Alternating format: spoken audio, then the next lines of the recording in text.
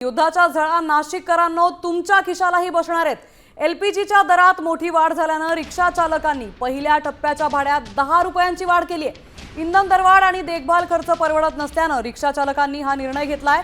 त्यामुळे दररोज प्रवास करणाऱ्या नोकरदार वर्गासह विद्यार्थ्यांचं बजेट आता कोलमडणार आहे।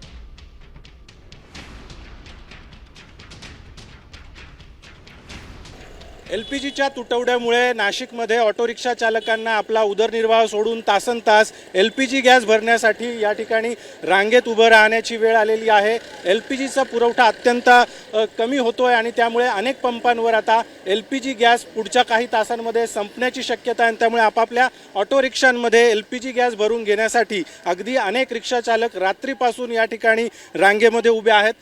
दादा, किती तास झाले तुम्ही रांगेत उभे आणि काय सांगितलं? 2.5 तास झालं लाईन मध्ये उभं आहे। आमची लाईन फार पाठीमागेपर्यंत आहे। आमचं एवढंच म्हणणं आहे की नागरिकांना की 2 पैसे आम्हाला पण वाढवून द्या। गॅसचे पण रेट वाढले, पहिले 53 रुपये होता, आता डायरेक्ट 80 रुपये झालेला। आमचं पण म्हणणं एवढंच आहे की आम्हाला पण 2 पैसे भेटायला पाहिजे। 3 दिवसापासून चालू आहे, थोडंफार आम्हाला पण सहकार्य करायला पाहिजे, थोडंफार पैसे वाढून द्या। चालकांकडून काय सांगितलं? आम्हाला तेवढंच पाहिजे, तुम्ही गॅसचा भाव वाढवला, आम्हाला मालकां लोक शिक्षक लोकांनी त्यांनी पण आम्हाला पैसे वाढून गॅस मिळतोय का? नाही भेटत। अजून 2-3 तास झाले लाईनीत उभं ना, जेवण ना काही, कवरक उभं राहणार आम्ही। कॅमेरामन प्रवीण काळबांडेसह अभिजित सोनवणे, साम टीव्ही, नाशिक।